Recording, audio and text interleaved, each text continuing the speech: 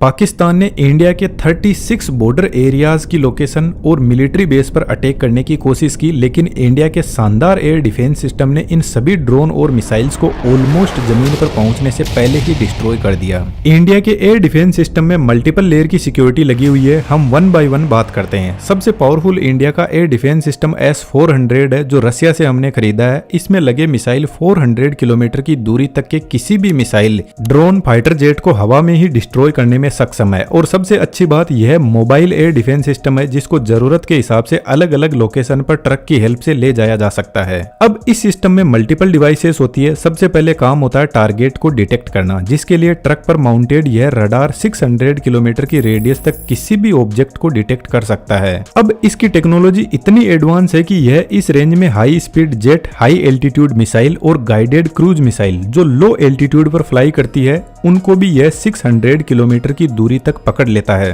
और सबसे अच्छी बात, 300 प्लस टारगेट को यह एक साथ में पकड़ने में सक्षम है। टारगेट मिलने के बाद इंफॉर्मेशन कमांड पोस्ट को सेंड की जाती है। कमांड पोस्ट बेसिकली इस पूरे डिफेंस सिस्टम का ब्रेन होता है। यह देखकर समझता है कि जो टारगेट आ रहा है उसकी साइज कितनी बड़ी है, यदि मल्टीपल टारगेट आ रहे तो सबसे पहले किसको फायर करना है, और सबसे इंपॉर्टेंट टारगेट के हिसाब से कौन से मिसाइल को लॉन्च करना है। जब यह डिसाइड कर लिया जाता है तो अब बारी आती है मिसाइल को लॉन्च करने की। यह काम ट्रक पर माउंटेड यह मिसाइल लॉन्चर करता है। हर लॉन्चर पर 4 ऐसे बड़े ट्यूब लगे रहते हैं जिनके अंदर मिसाइल होती है, तो एक लॉन्चर के पास में 4 मिसाइल होती है। लेकिन पीछे लगे कमांड यूनिट और रडार मल्टीपल ऐसी मिसाइल लॉन्चर को एक साथ में कंट्रोल कर सकते हैं। तो एक जो स्क्वाड्रन होता है उसमें टोटल 8 से 12 लॉन्चर यूनिट होते हैं। तो यदि 8 लॉन्चर यूनिट है तो 32 मिसाइल एक स्क्वाड्रन में होंगे। और इंडिया के पास में टोटल 5 स्क्वाड्रन है, जिसमें 160 missile any time stand by mode पर खड़े हैं, जिसका मतलब है इनको सिर्फ कमांड यूनिट के ऑर्डर का इंतजार रहता है। यह जो लॉन्चर यूनिट होता है यह कोल्ड लॉन्च टेक्नोलॉजी यूज करती है, जिसमें ट्यूब के नीचे एक गैस जनरेटर होता है और इस गैस जनरेटर में एक सॉलिड प्रोपेलेंट फ्यूल को भरा जाता है। तो जब मिसाइल लॉन्च होती है तो इस प्रोपेलेंट के अंदर एक हल्की चिंगारी से आग लगाई जाती है और यह प्रोपेलेंट इस टाइप का होता है कि यह कम टेम्परेचर पर जलने लगता है और हाई गैस आउटपुट देता है, जिससे कैनिस्टर के नीचे की साइड में हाई प्रेशर जनरेट होता है। लगभग 50 से 100 बार का प्रेशर जनरेट कर देता है। यह प्रेशर पिस्टन पेड पर जाता है और पिस्टन पेड ऊपर उठने लगता है मिसाइल को लेकर। सबसे पहले प्रेशर से ऊपर का जो केप है वह ब्रेक होता है और मिसाइल बाहर निकलती है। यह प्रेशर इतना ज्यादा होता है कि यह मिसाइल को 20 से 30 मीटर तक ऊपर फेंक देता है। उसके बाद में मिसाइल के अंदर सॉलिड प्रोपेलेंट फ्यूल होता है, वह बर्न होना स्टार्ट होता है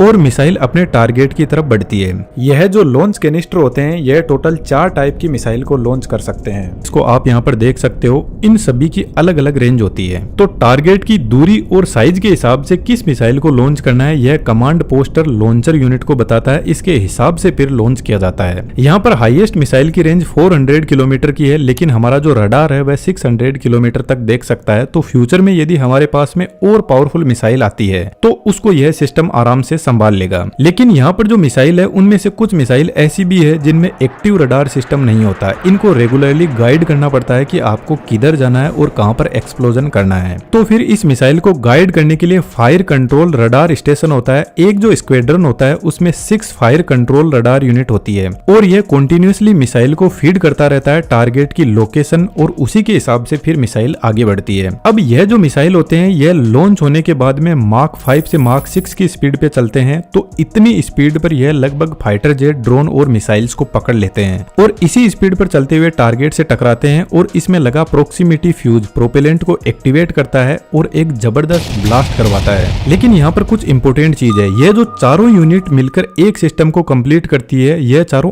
अलग अलग जगह पर होते हैं जिनकी लोकेशन जनरली किसी को पता नहीं होती। तो पाकिस्तान के जितने भी मिसाइल्स और ड्रोन आए थे उनको इसी सिस्टम ने हवा में ही डिस्ट्रॉय कर दिया। लेकिन एक बात सोचने की है, यदि मान लो कोई छोटा ड्रोन आ रहा है और उसको यदि हम मिसाइल से उड़ा रहे हैं तो यह कोई समझदारी वाली बात नहीं है, क्योंकि 5 रुपए की चीज पर 100 रुपए खर्च करना थोड़ा अनफेयर लगता है। तो फिर हमारी गवर्नमेंट ने और भी एयर डिफेंस सिस्टम की लेयर्स को इसमें ऐड किया, जिसमें सबसे पहले ऊपर नाम आता है आकाश एयर डिफेंस सिस्टम, और सबसे अच्छी बात यह है कि यह अपना सेल्फ मेड इंडिया का है, जिसको डीआरडीओ ने बनाया है, और यह सिस्टम 2007 से ही एक्टिव है। यह सिस्टम टोटल 3 मिसाइल्स यूज करता है और तीनों की आप रेंज देख सकते हो, जिसमें मैक्सिमम रेंज 70 किलोमीटर है। इस सिस्टम की स्पीड S-400 वाली मिसाइल से लगभग हाफ है, मार्क 2.5 तक। अब जो मिसाइल की वर्किंग होती है वह लगभग सभी की सेम ही होती है। मिसाइल के आगे के पोर्शन में इनका नेविगेशन सिस्टम और कंप्यूटर सिस्टम होता है, सेंटर में वॉरहेड होता है जो फाइनली टकराने के बाद में एक्सप्लोजन करता है, और लास्ट में सॉलिड प्रोपेलेंट मोटर होता है जो मिसाइल को आगे बढ़ाते हैं।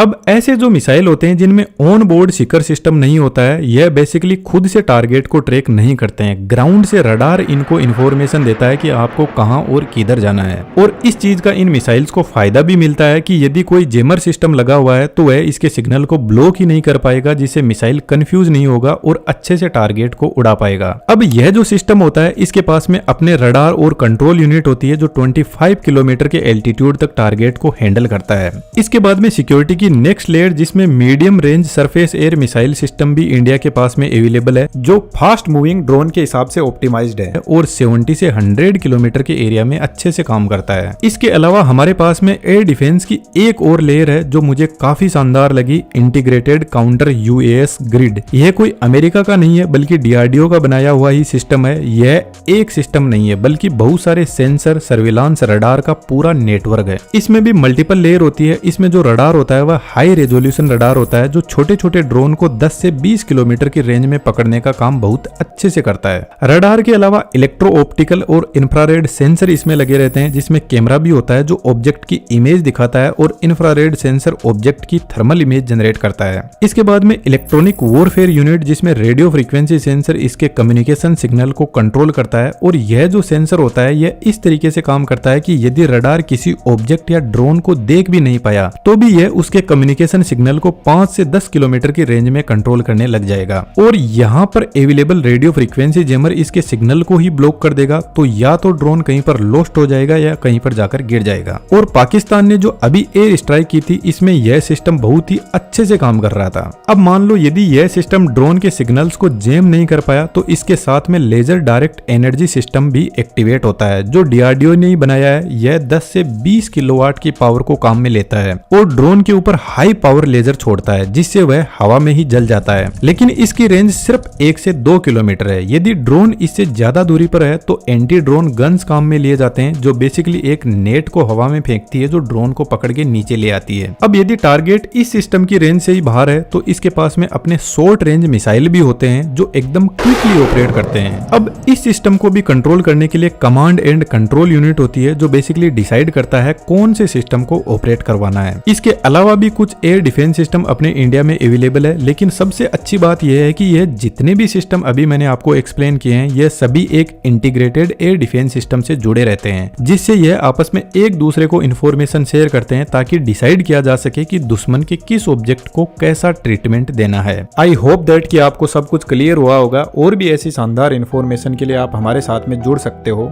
जय हिंद, जय भारत।